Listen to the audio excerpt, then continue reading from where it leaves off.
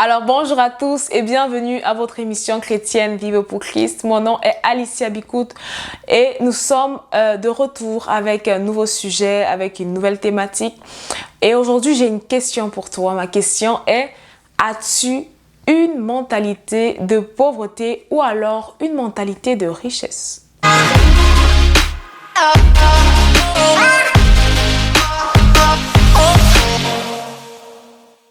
Bienvenue dans votre rubrique.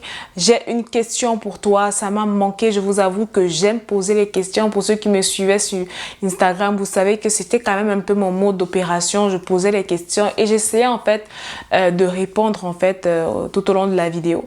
Donc aujourd'hui, on va essayer de répondre à la question de savoir si tu as une mentalité. J'ai pas envie de dire on va répondre. J'ai envie de dire on va nous permettre d'identifier ensemble si on a une mentalité de pauvreté ou si alors on a une mentalité de richesse. Alors, quoi de mieux que commencer par la définition du mot mentalité? C'est quoi une mentalité? Le dictionnaire définit une mentalité comme un ensemble de manières d'agir, de penser de quelqu'un, son état d'esprit. Donc, il faut comprendre que la mentalité, c'est pas quelque chose qui se build, qui se bâtit, qui se construit en un jour. La mentalité, c'est un ensemble de plusieurs choses, des personnes avec qui tu manges, des personnes avec qui tu marches, des choses que tu écoutes, de l'environnement dans lequel tu as grandi. Bref, c'est un ensemble en fait qui forme c'est un tout qui forme un truc. Je sais pas si ça fait du sens, mais en gros c'est ça. Donc qu'est-ce qui a entouré en fait ta vie au sujet de l'argent et qui va former en fait ta mentalité à ce sujet et qui va faire en sorte que on puisse savoir est-ce que tu as une mentalité de richesse ou alors est-ce que tu as une mentalité de pauvreté. Mais comme tu le sais, nous sommes dans l'émission Vivre pour Christ et on ne peut ne pas répondre à cette question sans utiliser la Bible. Donc on va lire le verset du jour qui est dans Proverbe 24 Proverbe 11, désolé, à partir du verset 24. La Bible dit, tel donne libéralement et ses richesses s'accroissent, tel autre épargne à l'excès et se trouve dans la pauvreté. Waouh, waouh, waouh, waouh. Ce verset me choque. Je ne sais pas si toi ça te choque aussi. On dit que quelqu'un qui donne, il voit que ses richesses se multiplient. Et l'autre qui retient en fait, bizarrement, il voit que il est dans la pauvreté, aussi bizarre que cela ne puisse être. Vous savez que le livre de Proverbes, c'est le livre de la sagesse. Moi, j'aime particulièrement ce livre. Le livre de Proverbes dit au Proverbe 1, à partir du verset 20, que la sagesse crie dans les rues, sur les places, elle fait entendre sa voix. Donc, je crois aujourd'hui que la sagesse crie chez toi et qu'on va ressortir de là encore plus béni. Donc, la Bible dit que tel donne libéralement. C'est quoi la libéralité? C'est quoi en fait, que veut dire libéralement? Libéralement veut tout simplement dire avec libéralité, avec générosité. On dit encore que libéralement veut dire sans compter, avec générosité, d'une manière digne d'un homme libre. Waouh! Sans compter. J'aime bien le mot sans compter. Ça veut dire, quand on dit quelqu'un qui donne libéralement, on est vraiment en train de parler de quelqu'un qui donne beaucoup. Mais on parle également du mot libre. Et on va comprendre où est-ce que je veux en venir avec ce mot. Donc, la Bible dit que tel donne libéralement et ses richesses s'accroissent, et tel autre, en fait, épargne à l'excès et se retrouve dans la pauvreté. Je vous ai dit qu'aujourd'hui, on parle de la mentalité de richesse et la mentalité de pauvreté afin d'examiner, en fait, et de discerner si on a une mentalité de richesse ou une mentalité de pauvreté. Alors, il faut comprendre que quand la Bible dit ici que celui qui épargne à l'excès se retrouve dans la pauvreté, on ne parle pas seulement d'une pauvreté physique. Ok, on parle aussi d'une pauvreté mentale et je vais vous expliquer pourquoi est-ce que je crois qu'on parle ici d'une pauvreté mentale. Jésus-Christ va nous expliquer cela dans le livre de Luc 12 à partir du verset 16. Jésus-Christ va raconter l'histoire d'un homme riche. Il dit que il y avait un homme, le domaine d'un homme riche propriétaire avait rapporté de façon exceptionnelle. L'homme se mit à réfléchir. Que faire, se demandait-il. Je n'ai pas assez de place pour engranger toute ma récolte. Ah, se dit-il enfin, je sais ce que je vais faire. Je vais démolir mes greniers pour en construire de plus grands. Et j'y entasserai tout mon blé et tous mes autres biens. Après quoi, je pourrais me dire, mon ami, te voilà pourvu de bien en réserve pour de nombreuses années. Repose-toi, mange, bois et jouis de la vie. Mais Dieu lui dit, pauvre fou que tu es, cette nuit même, tu vas mourir. Et tout ce que tu as préparé pour toi, qui va en profiter? Voilà quel sera le sort de tout homme qui amasse des richesses pour lui-même au lieu de chercher à être riche pour Dieu. Ok? Donc, on voit ici un homme qui a eu beaucoup d'argent, qui a eu une grande récolte. Je vais dire, ok, peut-être toi... tu travailles quelque part, on a peut-être augmenté ton salaire ou peut-être, voilà, tu as eu une promotion, peut-être tu as gagné à la loterie, je ne sais pas ce que c'est. Mais on parle ici d'un homme qui a eu une grande récolte et il s'est dit, you know what, je vais épargner, je vais garder, je vais aller garder. Pourquoi? Pour moi-même. Et je vais manger, je vais jouir de mes biens. Et la version, j'aime beaucoup la version Bible du Semeur, elle va dire pauvre fou. Les autres versions, Louis II et Parole de vie, généralement, ils utilisent le mot insensé. Et ici, à Semeur, on va dire pauvre fou. Le mot utilisé ici est pauvre. Parce que en fait, on se dit, ok, ce monsieur, il a beaucoup d'argent. Vous savez, il a beaucoup d'argent, il a beaucoup de biens. C'est incontestable. Pourtant, lorsque Dieu va s'adresser à lui, il va le traiter de pauvre. On comprend ici que la pauvreté va au-delà de combien est-ce que tu as dans ton compte en banque. La pauvreté va au-delà en fait de tes biens. La pauvreté va au-delà d'un chiffre en fait. C'est avant tout une mentalité. Tout comme la richesse, c'est avant tout une mentalité. Donc, ce monsieur a accumulé de l'argent et il a décidé de le garder. Et Dieu dit que ceux qui ne vont pas vouloir être riches pour lui, ils auront le même sort que cet homme-là. Ça veut dire que si tu es enfant de Dieu et tu te dis, ok, je vais être... Parfois, on a dit ça à Dieu, hein. Seigneur, si tu me donnes si, je vais s'aimer pour ton œuvre, je vais faire ci, je vais faire ça, je veux être riche pour Dieu. Mais lorsqu'on regarde dans nos vies, on voit en fait, tout ce qui nous concerne, c'est nous. Il dit qu'il en sera de même de celui qui veut vivre, en fait, qui veut être riche pour lui-même et non pour Dieu. Donc on dit, ok, celui tel donne libéralement et voit ses richesses s'accroître. Tel épargne à l'excès et se retrouve dans la pauvreté. Premièrement, d'abord, il faut que tu comprennes que l'une des manières de reconnaître que tu as une mentalité de richesse, c'est la libéralité. Et une des manières de reconnaître que tu as une mentalité de pauvreté, c'est l'excès dans l'épargne. Mais lorsqu'on parle de l'excès dans l'épargne ici, il y a deux choses. Il y a le fait qu'il y a des gens, ils n'épargnent pas beaucoup, ok? Mais même s'ils n'épargnent pas beaucoup, toutes leurs dépenses sont centrées sur eux-mêmes. Tu n'es peut-être pas comme le domaine de l'homme riche. Tu n'es peut-être pas comme cet homme riche dont le domaine avait rapporté beaucoup. Peut-être tu te dis, moi, je n'épargne pas à l'excès, moi, je n'ai pas tant que ça. Mais quand on regarde, toutes tes dépenses, en fait, sont centrées sur toi, sont centrées sur moi. Et bon, tu vas dire, non, il y a ma famille aussi, oui, mais c'est toujours toi. C'est concentré sur toi. C'est concentré sur ce qui te regarde, ce qui te concerne. Et même lorsque tu n'épargnes pas à l'excès, tout ce que tu dépenses, en fait, c'est concentré sur toi. De l'autre côté aussi, lorsque on parle de ne pas épargner, quand on parle de celui qui épargne à l'excès, on parle également des personnes qui n'ont pas confiance, en fait, à Dieu comme celui qui est le rémunérateur. Et ce que je vais dire, il faut le balancer, ok? Lorsque tu crois que c'est Dieu qui t'a rémunéré, lorsque tu penses que ce que tu as, c'est Dieu qui t'a donné, tu as une plus grande facilité à le donner. Mais lorsque tu penses en fait que je l'ai obtenu par le fruit de mes efforts, comme le domaine comme le riche propriétaire en fait, tu veux garder tout pour toi. Pourtant, c'est nous qui avons souvent fait les prières, dit Seigneur, si tu me rends riche, je vais donner. Bref, grosse parenthèse. Petite parenthèse, je ferme. Donc, j'ai compris en fait que Dieu n'a pas un problème avec la richesse. Mais est-ce que tu peux être riche pour Dieu? La Bible va dire quelque chose. Ça c'est un verset biblique que parfois les gens n'aiment pas. La Bible dit que il est difficile pour un riche d'entrer dans le royaume des cieux, qu'il est plus facile à un chameau d'entrer dans le trou d'une aiguille qu'à un riche d'entrer dans le royaume des cieux. Et parfois, en fait, les gens se sont vexés ou bien les gens ont pensé que Dieu était contre la richesse. Non. Le problème, c'est que généralement, ce que on a observé, ce que Dieu a observé lui-même avec les hommes riches, c'est qu'ils ont un attachement avec leur argent qui fait en sorte en fait qu'ils n'ont pas la facilité à se détacher et qui fait en sorte que cet argent commence à devenir une idole ou commence à prendre une place en fait que Dieu est censé prendre dans leur cœur. Ça, c'est le seul problème de Dieu avec la richesse. Sinon, Dieu n'a pas de problème avec... La Bible dit que l'or et l'argent l'appartiennent. Mais où le hic arrive, c'est quand toi, tu commences à devenir esclave de cet argent. C'est quand il y a un problème au niveau de la libéralité. Je vous le disais au début, qu'on va parler de ce mot libre, en fait.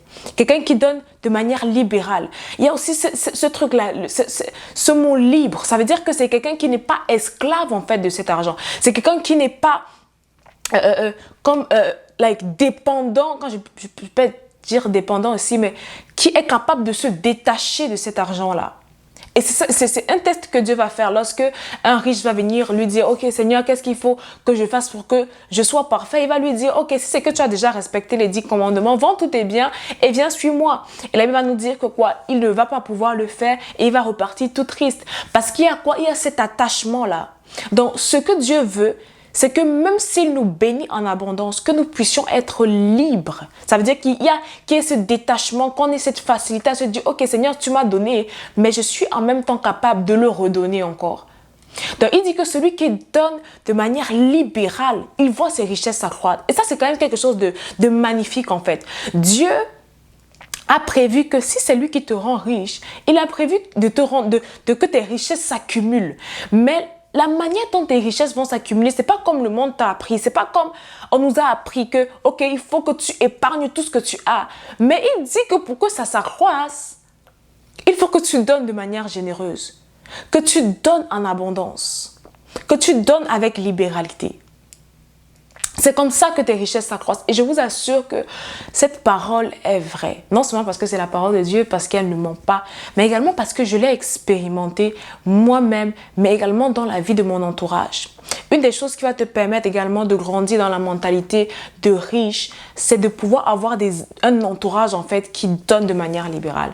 Et moi personnellement, j'ai eu la grâce d'avoir quand même déjà 2 personnes, je dis 2 peut-être beaucoup plus, mais il n'y a que 2 personnes en ce moment qui me viennent en tête. La première, c'est ma mère. Ma mère m'a énormément challengée dans sa façon de donner. Ma mère, c'est un de mes modèles parce que je l'ai observée. Et je trouvais que c'était une femme tellement, mais tellement, tellement détachée des choses que parfois, moi, ça me choquait. Moi, depuis toute petite, j'étais toujours choquée et ébahie, en fait, par le détachement que ma mère avait des choses. Elle a un détachement aussi. Elle peut s'acheter un sac qui coûte très cher. Elle rentre avec. Tu dis, maman, je trouve ce sac beau. Et ma mère te donne. Pourtant, je sais que dans certaines maisons, on trouve ça beau. C'est comme, comment est-ce que tu peux regarder, tu peux mettre les yeux, tu peux mettre les yeux sur les choses de tes parents. Il y a des maisons comme ça, c'est même pas possible. Je sais que bon, c'est pas bien, c'est peut-être de la convoitise, mais moi, ma mère peut s'acheter un truc aujourd'hui neuf qui lui a coûté cher et elle te le donne.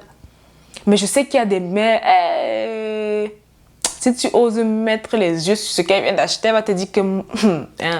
En tout cas, elle avait seulement ce détachement, que ce soit par rapport à l'argent, que ce soit par rapport aux biens matériels. Et ça m'a toujours épatée. Je me suis dit, waouh. Parce que moi, c'était pas comme ça que moi j'étais. Ah, moi, ma chose, c'est ma chose. Pourtant, j'ai grandi avec une maman qui... Elle tenait tellement facilement, tu vois. Et au travers de sa vie, j'ai observé la véracité de ce verset biblique. Je n'étais pas encore enfant de Dieu, mais j'ai observé. Ça marche que tu sois enfant de Dieu ou que tu ne sois pas enfant de Dieu. Parce que les principes bibliques, en fait, restent des principes bibliques. Et j'ai observé que l'argent suit ma mère, littéralement. Je ne connais pas quelqu'un qui dépense souvent, parfois sans compter. Et parfois, il y a des gens qui trouvent ça péjoratif, mais pas seulement pour elle. Parce qu'il y a des gens qui dépensent sans compter, mais c'est eux, moi. Moi, ma mère, c'est pas un truc égoïste que, voilà, tu vois, centré sur elle-même, non. Elle donne, elle donne, elle donne. Et parfois, ma mère a des rentrées d'argent. Toi-même, tu restes t'asseoir comme ça, tu dis, Seigneur. Et elle aime toujours dire ça. que Dieu va me bénir. Elle a ce détachement et j'ai vu en fait la véracité de ce verset. Et j'aimerais t'encourager aujourd'hui. La véracité de ce verset n'est pas pour les hommes riches. C'est pour des gens qui ont compris, qui ont un cœur libéral, qui ont compris que la clé de leur richesse, c'est dans leur détachement de leur argent. C'est dans leur détachement avec leur argent. Donc, plus en fait tu fuis l'argent, entre guillemets, plus elle te poursuit. Et plus tu poursuis l'argent, tu peux être riche selon les mentalités du monde. Tu peux être riche selon le chiffre de ton compte en banque, mais en réalité, dans ta tête, tu es pauvre. Sorry to say that, but in reality, you are poor in your head, in your mentality. Donc, déjà, je veux t'encourager. Si tu es enfant de Dieu, et que tu as dit à Dieu, Seigneur, je vais être riche pour toi, laisse justement ton cœur être détaché de l'argent. Pardon, de l'argent. Laisse ton cœur être détaché de l'argent. Paul pouvait dire, j'ai appris à vivre dans l'abondance. J'ai appris à vivre dans la disette. Que tu sois capable, en fait, que rien ne soit pas centré seulement sur toi. Toi. C'est-à-dire que toi, tu peux t'acheter une chaussure à 1000 dollars. Je donne un exemple, ça peut être 10 000 francs aussi. Mais lorsqu'il faut donner 1000 francs à quelqu'un, tu transpires. Quand il faut donner 100 dollars à quelqu'un, tu as l'impression que tu as donné 1 million de francs CFA. Et aussi, j'aimerais dire ceci. Lorsqu'on est libéral, c'est avec une pureté de cœur. Ce n'est pas pour rappeler à quelqu'un pendant 10 ans que tu lui as donné 100 francs. Like, seriously. Peu importe le montant. Je sais que parfois, on a envie... On se dit que ce n'est que légitime en fait d'attendre de la reconnaissance. Mais la vérité, la Bible dit quelque chose. Si c'est que tu fais quelque chose, que tu dis que tu fais en tant qu'enfant de Dieu et que tu attends la récompense de l'homme, ok, tu auras reçu ta portion. Mais Dieu ne va pas te récompenser par rapport à ça. Parce que tu auras déjà reçu ta récompense, puisque tu as voulu en fait que ce soit l'homme en fait qui te récompense. Ok, il va te dire merci, il va te dire merci grande sœur, vraiment je ne sais pas où je serai, ok. Pourtant, si c'est que tu laisses Dieu te récompenser pour cet acte, qu'est-ce qui va se passer? Comme la Bible dit, celui qui donne libéralement voit ses richesses s'accroître.